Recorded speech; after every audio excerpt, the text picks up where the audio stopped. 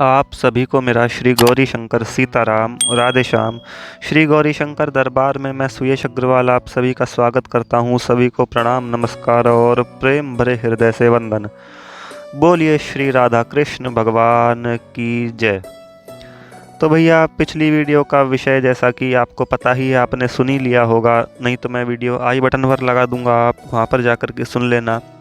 बहुत ही आनंदित था, बहुत ही प्रसिद्ध था, जिसका नाम था कुंवरबाई का सीमंत, यानी कि भक्तराज की पुत्री का सीमंत।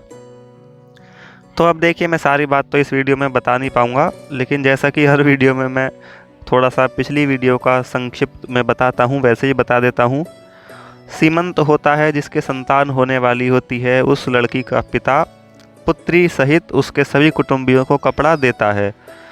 तो भगवान की ही कृपा से कुंवरबाई जी गर्भवती हो गई थी, यानी कि नरसिंह राम जी को सीमंत संस्कार करना था, तो वो पुत्री सहित उनके सभी कुटुंबियों को कपड़ा उनको देना था।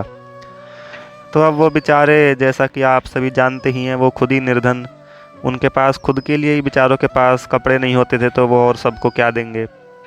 लेकिन फिर वही भगवान के प्रति निश्चिंतता और अटूट विश्वास, तो अपना करताल उठाते हैं, भगवान का भजन शुरू करते हैं और भगवान अपने सभी सह अनुचरियों के साथ प्रकट होते हैं और भक्तराज की पुत्री का सीमंत संस्कार पूर्ण करवा के अंतर्ध्यान हो जाते हैं।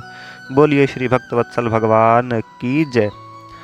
तो चलिए, ये तो कुछ पिछली वीडियो का संक्षिप्त में था। अब इस वीडियो के प्रसंग पर आते हैं, विषय पर आते हैं। ये भी बड़ा मज़ेदार है। इसका नाम है, जैसा कि नाम आपको पता ही चल रहा होगा, चंचला वेश्या का सुधार, यानी कि भक्तराज के द्वारा एक वेश्या का सुधार। अब नाम से ही आपको जो वीडियो में होने वाला है वो थोड़ा थोड़ा समझ में आ रहा होगा। अब वेश्या कौन होती है, ये तो खैर मुझे ज़्यादा बताने की ज़रूरत होगी नहीं, मेरे ख्याल से आप सबको पता ही होगा, वरना मैं एक बार खुले शब्दों में बता ही देता हूँ। जो कई सारे मर्दों के साथ संबंध में रहती है, उसको कह देते हैं वेश्या। तो चलिए अब देखते हैं होता क्या है। अब देखो, जैसा कि आप सभी जानते ही हैं, मैं कथा से हट करके कुछ बात कहूँ तो, कि जो भगवान से जुड़ जाता है उसका जीवन एक तरीके से रहस्यमयी सा हो जाता है। मतलब रहस्यमयी, जैसे उसके साथ कई सारी लीलाएं होने लगती हैं। जैसा कि सभी जानते हैं, हमारे भक्तराज नरसिंह राम मेहता जी अपने बड़े भाई से अलग हो गए थे पहले ही, तो तब से ही उनका जीवन जो है दुनिया की दृष्टि में रहस्यमयी हो रहा था। भाई, दुनिया को तो रहस्य ही दिखेंगे, बाकी जो भगवान के भक्त हैं उन्हीं की तरह उन सबको भगवान की लीला दिखेगी। अब भाई, जो साधक भक्त होते हैं वो किसी दूसरे भक्त की तारीफ करते हैं, भगवान का नाम लेते हैं और भजन में तल्लीन रहते हैं। लेकिन उन अब जो भक्त होते हैं उनकी चारों तरफ प्रसिद्धि भी फैलनी शुरू हो जाती है, ये भी निश्चित है। लेकिन साधक को चाहिए कि जो प्रसिद्धि उसे मिल रही है वो भगवान के चरणों में ही समर्पित कर दे, नहीं तो उसका पतन हो जाएगा।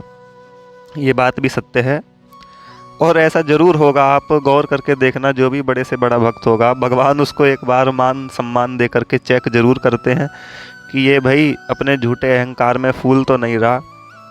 भगवान उसको एक बार बहुत ज़्यादा प्रसिद्धि ज़रूर दिलवाते हैं, और यदि भक्त उस प्रसिद्धि में नहीं आता तो फिर यानी वो सच्चा भक्त है, फिर वो अपने साधारण मार्ग पर आगे बढ़ जाता है। तो अब इससे ही उलट बात करूं, प्रसिद्धि के साथ साथ जो भक्त के घृणा करने वाले लोग होते हैं वो भी बढ़ जाते हैं, वो भी भक्त को नीचा दिखाने की ताल में लगे ही रहते हैं चौबीसों घंटे। तो अब देखिए, जैसा कि होता क्या है, ऊना गांव से भक्तराज अपने जूनागढ़ आते हैं सीमंत संस्कार करके। तो भैया, उनकी ख्याति उनकी प्रसिद्धि या उनकी आलोचना मान लो और ज़ोरों शोरों से हो जाती है पूरे जूनागढ़ में। एक तो वो पहले ही बेचारे जूनागढ़ में अकेले थे, पूरे जूनागढ़ में कोई उनसे बात तक नहीं करता था, तो अब तो और उनका हिसाब किताब चारों तरफ बढ़ गया। अब भाई, लोग सोचें कि यह निर्धन तो सच में ही है, खैर ये ड्रामा तो नहीं करता। अब तो लोगों को विश्वास हो गया कि हाँ, इसके पास खाने को रोटी सच में ही नहीं है, पहनने को कपड़ा नहीं है। अब दुनिया सोचे भाई, इसका लेकिन काम ऐसा कैसे होता है जो बड़े बड़े सेठ व्यापारियों का भी नहीं होता। सबसे पहले पुत्री का दहेज देखा दुनिया ने, भाई ऐसा दहेज कहीं नहीं दिया गया। उसके बाद पुत्र का विवाह, भगवान खुद बाराती बनकर आए थे। बोले उसके बाद इसके पिताजी का श्राद्ध भी हुआ। बोले इसके बाद जब खुद खाने को कुछ नहीं है, इसने 700 घरों को, पूरे जूनागढ़ को खाना खिला दिया, वो भी भरपेट। और बोले अब एक नई ताजी ताजी घटना, पुत्री का सीमंत। बताओ, खुद तो वेश गरीबों जैसा, एक लंगोटी, और पूरे ऊना गांव को ये कपड़ा बांट आया। बोले कुछ तो गड़बड़ है। मतलब दुनिया को समझ में आने लगा कि हाँ भाई, कुछ तो हिसाब किताब इसका है। लेकिन क्या होता है ना, दुनिया कितना भी चमत्कार देख ले, भगवान को कितना भी जान ले मान ले, लेकिन जो दुर्जन होते हैं वो अपने मन में शक हमेशा पाले ही रहते हैं, कभी भी निकालते नहीं है संदेह निकालते नहीं है। तो अब भैया एक और षड्यंत्र की बारी थी। अब भक्तराज की एक और कसौटी आने वाली थी। तो नागर जाति के कुछ बड़े लोगों ने एक षड्यंत्र रचा, जिसमें मैं आपको बता दूं, खुद नरसिंह राम जी के बड़े भाई वंशीधर जी भी शामिल थे। जी हाँ, ये सत्य बात है। सारंगधर हैं एक तो वहाँ जूनागढ़ के एक तरीके से हेड, जो कोच माने जाते हैं। वो तो बेचारे नरसिंह राम जी को हर समय प्रताड़ित करने की सोचते ही रहते हैं, लेकिन भगवान हर बार बचा लेते हैं। लेकिन इस बार इस षड्यंत्र नीति में उनके खुद के बड़े भाई वंशीधर जी भी शामिल हो गए। तो उन्होंने क्या युक्ति सुझाई, उन्होंने सोचा कि इसको वैसे तो पकड़ हम पा नहीं रहे, ये हर चाल में उल्टा ही हमको फंसा रहा है, अब इसको किसी और काम में फंसाया जाए। तो अब वो क्या करते हैं, शहर की एक सबसे सुंदर, और तो वो सब मिल कर के क्या काम करते हैं, मतलब आसपास के सब नागर जाति के जितने भी होते हैं, अपने शहर की यानी कि जूनागढ़ की एक मशहूर और सबसे सुंदरी वेश्या को, जिसका नाम होता है चंचला, उसे सारी बात समझा देते हैं और कुछ रुपए दे देते हैं, यानी कि रुपयों का लालच दे करके एक तरीके से भक्तराज को अपने मोह पाश में फंसाने के लिए भेज देते हैं। अब भाई वो समझा देते हैं कि देखो, यहाँ पर ये आदमी रहता है, इसका नाम नरसिंह है, तुम्हें इसके पास जाना है और इसके साथ मतलब जो भी वेश्यागिरी का काम होता है वो सब तुमको करना है। अब भाई वेश्याओं का तो काम ही ये होता है कि हाँ भाई पैसे मिल जाएं और अपना यही सब काम करें। अब भाई उस बेचारी वेश्या को क्या पता कि वहाँ कौन है, वो एक भगवान के सच्चे भक्त हैं और उनके साथ ऐसा नहीं करना चाहिए। उन्हें तो देखो इसमें बुरा मानने की बात ही नहीं है, जब उनका काम ही ये है तो वो करेंगी ही। तो उन्हें अपना पैसे मिल गए तो वो भला क्यों ना जाएं। तो अब वो सब वंशीधर सारंगधर जो है सब मिल करके अपना वेश्या को समझा देते हैं कि तुम ऐसे ही अपना सज धज के मत जाना, वो भगवान का भक्त है, क्या पता वो तुम्हें पहले ही मना कर दे, तो तुम थोड़ा शाम के टाइम साधारण वेश में जाना। वेश्या कहती है ठीक है भाई, मुझे क्या दिक्कत है। तो भैया अपना संध्या काल का समय हुआ, रोज़मर्रा की अपना शाम की पूजा आरती कर करा के भक्तराज ने साधुओं की मंडली बिठाई, जैसा कि अपना उनका रोज का काम था। पूजा हरि कीर्तन करते थे भक्तराज आधी रात तक, तो उसके बाद तब सोते थे। तो अपना जितने भी आसपास के साधु संत हुआ करते थे सब मिल करके अपना भजन करते थे। तो शाम का टाइम हुआ, वहाँ पर बड़ा ही सुंदर वातावरण भैया, सबको पवित्र कर देने वाला। अब जहाँ पर भगवान के नाम की धूप बत्ती जलती हो, जहाँ पर अगरबत्ती भगवान के नाम की जलती हो, भगवान के नाम रूपी पुष्प ही वहाँ पर चढ़ाए जाते हो, तो वहाँ की खुशबू आप समझ सकते हैं कितनी पवित्र होगी और कितना आनंदमय होगी। तो भक्तराज भी अपना सफ़ेद लंगोटी धारण करके अपने माथे पर भगवान का दिया हुआ वही चंदन लगा करके, गले में तुलसी की माला और अपना करताल वरताल लेकर के बैठ जाते हैं बीचों बीच, और सभी अपना आसपास उनके साधु संत भगवान के भजन में तल्लीन हो जाते हैं। तो उसी समय ठीक शाम के समय जब भजन शुरू होता है, तो जैसा कि सभी नागर ब्राह्मणों ने वेश्या को समझाया था कि तुम ऐसे ऐसे करना, साधारण वेश में जाना, तो ऐसा वो भी अपना साधारण साड़ी वाड़ी पहन करके भक्तराज के घर में प्रवेश करती है। अब भाई सभी वहाँ के साधु संत सोचें, देखो संतों का यही स्वभाव होता है कि साथ में जो भी आ जाए उसे भजन में बिठा लो, मना मत करो। तो भाई सभी भक्तों ने सोचा, खुद नरसिंह राम जी ने भी सोचा कि कोई भक्तिमती साध्वी होगी, भगवान का नाम सुन करके घर में आ गई है। तो सभी ने उनको जय श्री कृष्ण किया और उस वेश्या ने सभी को जय श्री कृष्ण किया और अपना एक और बैठ गई और बड़े भाव के साथ सब अपना संग मिलकर के भैया भगवान का कीर्तन करने लगे। अब वो खुद देख करके वेश्या भी समझ गई कि इसे फंसाना तो थोड़ा मुश्किल काम है, इसकी वृत्ति ही नहीं है उस तरफ, इसकी सारे आनंद जो है, सारा हृदय जो है वो भगवान की तरफ आकर्षित है, तो भला ये मेरे साथ ऐसा दुष्कर्म क्यों करेगा, वेश्यागिरी का काम क्यों करेगा। तो भैया अब सब अपना साधु संत और जहाँ तक कि वो साध्वी रूपा जो सबको साध्वी लग रही थी, वो वेश्या भी भगवान का भजन करने लगी। तो भजन समाप्त होने पर अब भक्तराज ने चंचला से पूछा कि बहन, आपका शुभ निवास कहाँ पर है। अब उसने अपना परिचय दिया कि जी मेरा निवास प्रभास क्षेत्र में है, मैं द्वारिका जी की ओर जा रही थी, तो मैंने सोचा इस घर में भगवान का भजन हो रहा है तो चलो थोड़ा चलती हूँ, भगवान के कीर्तन में बैठने को मिल जाएगा। भैया उसने अपना झूठा परिचय बता दिया। अब भाई उसने अपना झूठा परिचय बता दिया, और सही बात है, वो अपना असली परिचय बताएगी भी क्यों, भला वो ये थोड़ी कहेगी कि मैं एक वेश्या हूँ और तुमसे वेश्यागिरी का काम करने आई हूँ। तो भैया ठीक है, लेकिन वेश्या ने इतना तो कह दिया कि आपका नाम सुन करके मैं एक कार्य के लिए आपके पास आई हूँ। भक्तराज ने आश्चर्य के साथ पूछा कि जी बताओ, ऐसा कौन सा कार्य है जिसके लिए आपको मेरे पास आना पड़ा। वैसे तो मैं आपको सलाह यही दूंगा कि आप स्वयं सर्वोत्तम भगवान श्री श्याम सुंदर जी के पास जाएं, वही आपके सभी कार्य करने में सफल होंगे।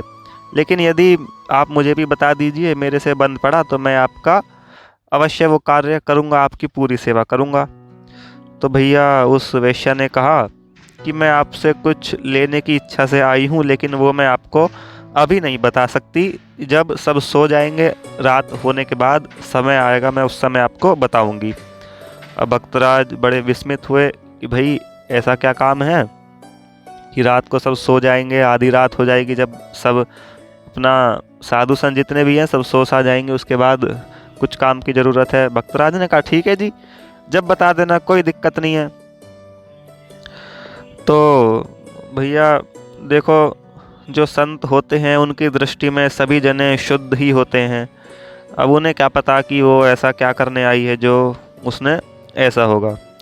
तो अपना भजन समाप्त होने पर सब लोग जैसा कि निश्चित है अपने अपने आसन पर जाकर के सो गए।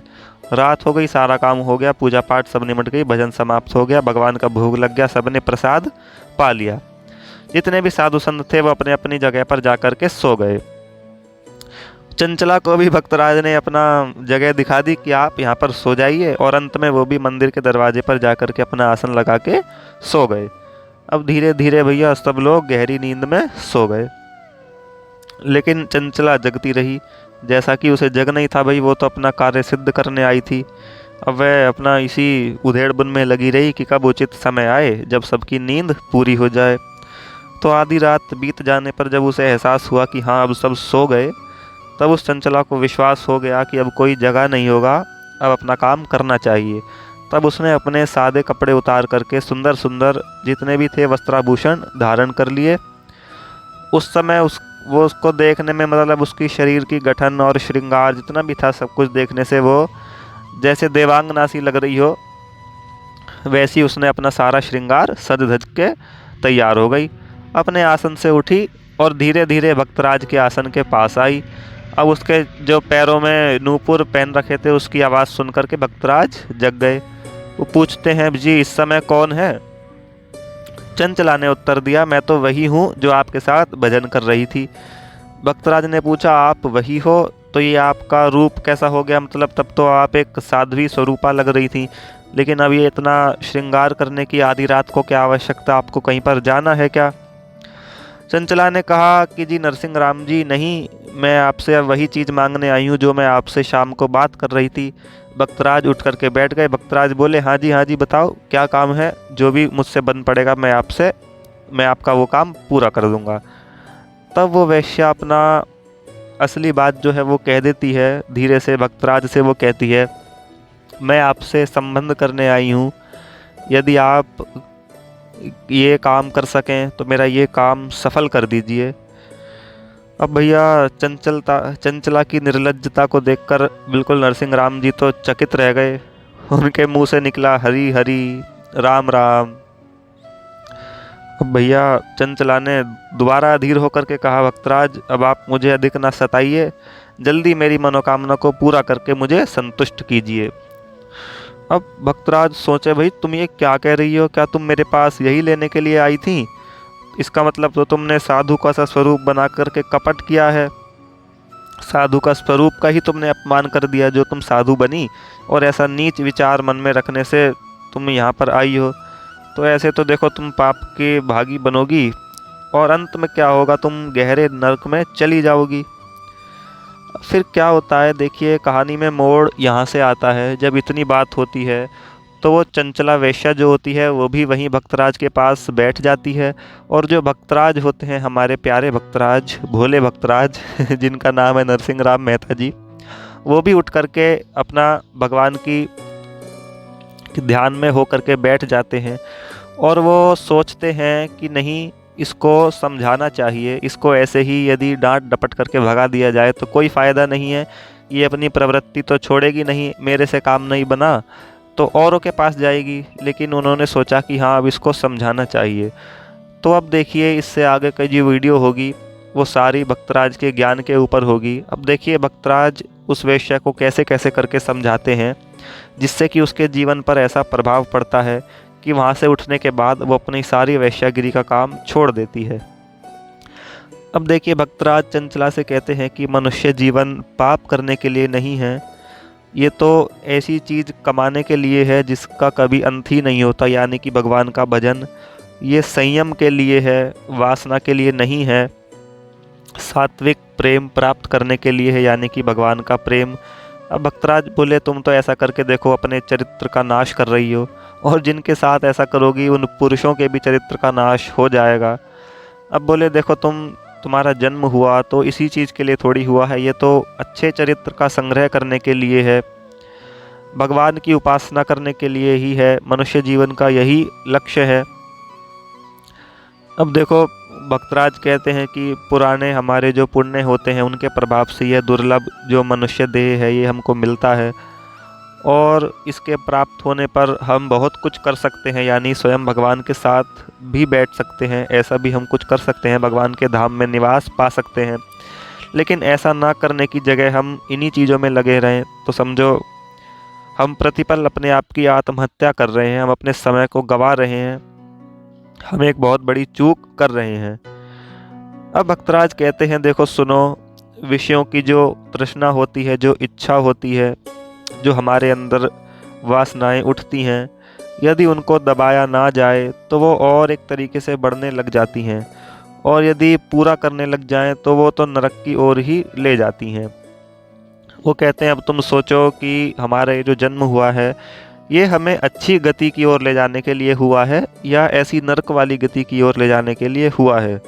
भक्तराज समझाते हैं कि देखो उम्र बीत जाती है, हम पैदा हुए, बचपन आया, जवान हो गए, यानी कि बचपन की उम्र बीत गई, जवानी आई, बूढ़े हो गए, यानी कि जवानी की उम्र बीत गई।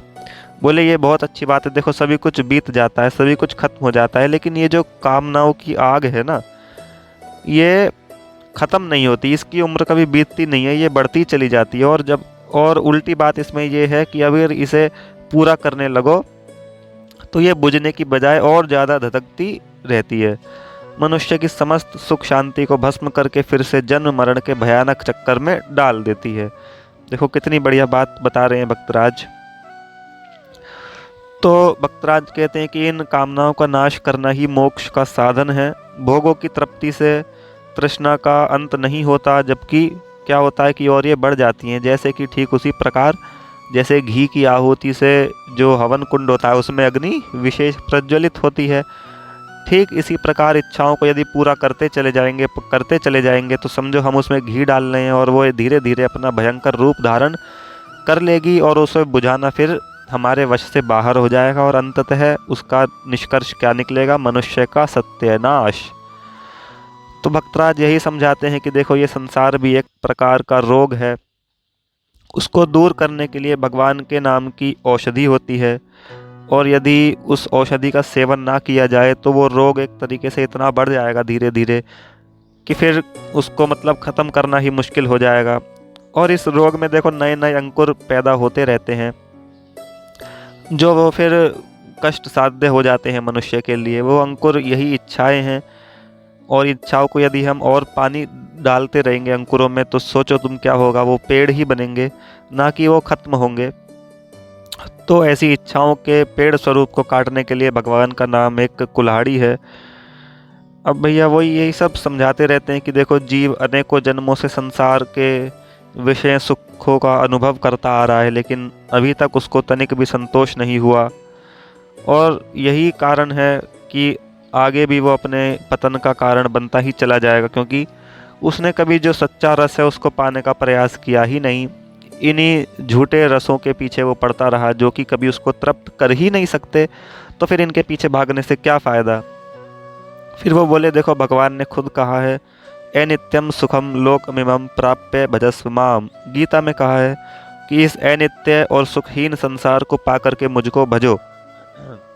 फिर वो इस लाइन की व्याख्या करते हैं कि देखो भगवान खुद कह रहे हैं कि सुखहीन, सुखहीन यानी कि इसमें सुख है ही नहीं, तो तुम ढूंढ क्या रही हो पता नहीं।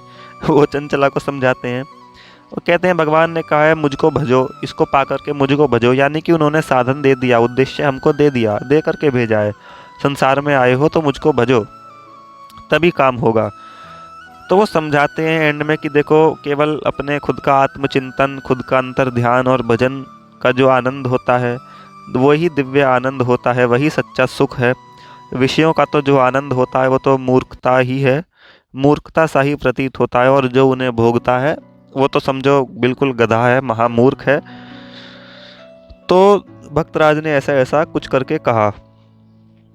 तो भक्तराज के जो इस विस्तृत विवेचन ने, विस्तृत जो उन्होंने समझाया चंचला को, तो इस प्रवचन ने चंचला के हृदय को एकदम पलट दिया।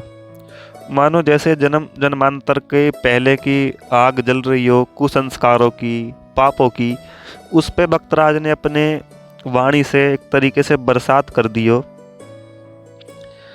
अब भैया वो सुंदर तो थी ही, उनके सौंदर्य में सात्विक शांति का भी मिश्रण हो गया।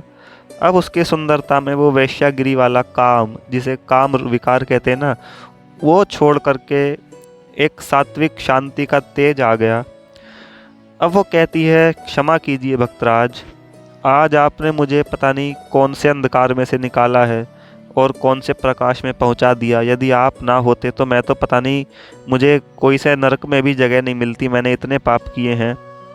वो कहती है कि आज से मैं आपको अपना गुरु मानती हूँ, जो आपने मुझे ऐसा सच्चा उपदेश दिया, मेरे विकारों को बिल्कुल ही हटा ही दिया। मैं पता नहीं कब से पथभ्रष्ट होकर के इधर उधर भटक रही थी, लेकिन आज मुझे अपने जीवन की जो सच्ची गति है, दिशा है, वो मुझे मिली। तो भक्तराज, वो चंचला कहती है भक्तराज से कि अब मेरे आगे के कल्याण मार्ग के लिए निर्देशक बनकर मुझे उचित शिक्षा दीजिए। मैं आपको अपना गुरु मानती हूँ, अब तक जो हुआ उसके लिए क्षमा मांगती हूँ, अब मुझे आगे क्या करना है वो बताइए। भैया वो अपना वो पड़ी वहीं पर और भक्तराज के चरणों में गिर गई। भक्तराज ने कहा साध्वी देखो, अनेक प्रकार के पाप करने पर भी जो मनुष्य सच्चे हृदय से पश्चाताप कर लेता है वह पापों से मुक्त हो जाता है। और भक्तराज कहते हैं कि मैं देख रहा हूँ तुम पश्चाताप कर रही हो, तुम्हें अपने पुराने कुकर्मों का एहसास है, तुम उसका पश्चाताप भी कर रही हो। भक्तराज कहते हैं देखो मेरे अंदर गुरु बनने की कोई योग्यता नहीं है, मुझे गुरु वुरु मत बनाओ, ना मैं बनना चाहता हूँ ना मैं बन सकता हूँ। यदि तुमने अपने आगे के कल्याण का मार्ग पूछा है तो मैं वही बता देता हूँ कि तुम अपने घर पर जाओ आराम से, कोई परेशानी वाली बात नहीं है, और जा करके अपना भगवान का अनन्य भाव से चिंतन करना शुरू करो, भजन करना शुरू करो, भगवान का प्रेम पूर्वक स्मरण करो। भगवान ने खुद भी कहा है अपि चेत्सु दुराचारो भजते माम अन्य भाग, कि कितना भी कोई दुराचार हो, यदि वो मुझे अनन्य भाव से भजता है तो साधुरेव से मंतव्य है सम्यक अव्यवसितो हिस है, उसकी एक तरीके से सदगति हो जाती है, आप ये मान लीजिए। तो बस चंचला को अपना सच्चा उपदेश मिल जाता है। वो भक्तराज की आज्ञा को मान करके अपने घर चली जाती है और उसी क्षण से, उसी आधी रात से वो अपनी सारी वेश्यावृत्ति को छोड़ देती है और बहुत सादगी के साथ रह करके भगवान के भजन में तल्लीन हो जाती है और भक्तराज की तरह ही साधु सेवा में जीवन बिताने लगती है। अब भैया यहाँ तक की तो कहानी रही वेश्या की। अब इसके बाद सारंगधर जो होते हैं, सारंगधर और वंशीधर, वो चंचला के घर आते हैं, पूछते हैं कि भाई क्या रहा मामला, तुम नरसिंह के घर गई थी तो कैसा रहा, कुछ हुआ मतलब जो उन्होंने कही थी वो बात पूछने आते हैं। अब भैया वो तो वहाँ का रंग ढंग देख करके ही दंग रह जाते हैं कि भाई जहाँ पहले 8-10 पुरुष खड़े होते थे वेश्या की चाहत में, अब वहाँ पर तो अपना साधु मंडली बैठी है भैया, भगवान का भजन कीर्तन चल रहा है। तो पूछते हैं क्यों भाई चंचले, उस विषय में क्या हुआ। तो चंचला अपना विनम्र भाव से कहती है, सारंगधर जी आप बहुत बड़ी गलती कर रहे हैं, एक निरपराध भक्तराज को व्यर्थ ही दोष में देख रहे हैं और आप इसमें पाप के भागी बन रहे हैं, मैं साफ देख रही हूँ। तो मैं कहना चाहती हूँ आप ये जितनी जल्दी हो उतना जल्दी छोड़ दीजिए भक्तराज को फंसाना अपनी चाल में। देखिए जितना लंबा गड्ढा खोदेंगे, जितना गहरा खोदेंगे, उसमें खुद आप ही फंसेंगे, इसमें कोई दो राय नहीं है। अब देखिए वो कहती है कि आप लोगों का द्वेष उन पवित्र भक्तराज पर कोई प्रभाव नहीं डाल सका, अपितु मैं आपका शुक्रिया ही करती हूँ कि आपके कारण मेरा उद्धार और हो गया। कहती है कि मुझे तो आप लोगों से अब घृणा होती है कि आप लोग जाति के इतने बड़े हैं, लेकिन और वो बेचारा नरसिंह राम जी भी तुम्हारी ही जाति के हैं, लेकिन फिर भी आप उन पर ऐसा व्यर्थ ही दोषारोपण करते हैं। तो वो कह देती है कि इससे अधिक मैं आपसे बातें नहीं करना चाहती, आप जाओ, आप जानो और आपका काम जाने।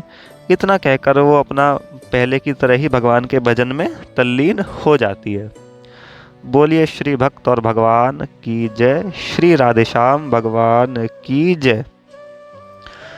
तो यही था इस वीडियो का प्रसंग, आपने सुना समझा होगा कि देखो कितना मज़ेदार है। मैं कथा से हट करके एक बात कहना चाहूँ तो कि देखो जो भगवान के भक्तों की वाणी होती है, संतों की यही पहचान है, देखो सबसे बड़ी यही भक्त की पहचान है कि कोई कितनी ही बड़ी से बड़ी नास्तिक प्रवृत्ति हो, भगवान में श्रद्धा जिसकी ना हो। अब देखो वो बेचारी वेश्या, उसका क्या दोष, उसको किसी ने फंसाया गया और वो फंस भी गई क्योंकि उसका काम ही ये है। उसका दोष सिर्फ यह है कि वो वेश्यावृत्ति में लगी ही क्यों, कोई बताने वाला होगा भी नहीं। लेकिन भक्तराज का सानिध्य पा करके देखो उसने कैसे अपनी वेश्यावृत्ति छोड़ दी और भगवान की तरफ उसका मन आकर्षित हो गया। इसीलिए कहा जाता है कि सत्संग जरूर करना चाहिए। अब उसका वेश्या का अनजाने में ही हुआ, लेकिन सत्संग हो गया, यानी कि संत का संग हो गया। तो देखो ये बिल्कुल प्रत्यक्ष उदाहरण है आपके सामने कि संत के संग से क्या होता है, यानी कि सत्संग से क्या होता है। अब आप सोचो जो इतनी खतरनाक विकार है, यानी काम विकार की वो प्रत्यक्ष रूप है, वेश्या जो होती है वो यही तो होती है और क्या होती है। उसको भी एक संत की वाणी ने बिल्कुल पलट करके रख दिया, भगवान की तरफ पूरा आकर्षित करके रख दिया। तो जो थोड़ा बहुत साधन मार्ग पर आगे बढ़ चुके हैं भाई, वो तो उनको तो बिल्कुल ही भगवान की प्रेम मिल ही जाएगा यदि वो सत्संग कर लें तो मैं यही कहना चाहता हूँ कि जिस प्रकार भी बन सके साधु संतों की, भक्तों की सेवा करो। ऐसे नहीं कि जा करके अपना सेवा कर रहे हैं, लेकिन जो भी नज़र में आ जाए, जो भी हमारे घर वर पे आ जाए, तो उसको ऐसे फटकारो मत, उसकी सेवा करो। और सत्संग करना कितना आवश्यक है ये आप समझ ही गए। सारे विकार हमारे अंदर के समाप्त हो जाते हैं और हम भगवान की भक्ति में तल्लीन हो जाते हैं। तो इससे आगे का प्रसंग अगली वीडियो में। चलिए सभी को आनंद मंगल सहित श्री गौरी शंकर सीताराम राधेश्याम।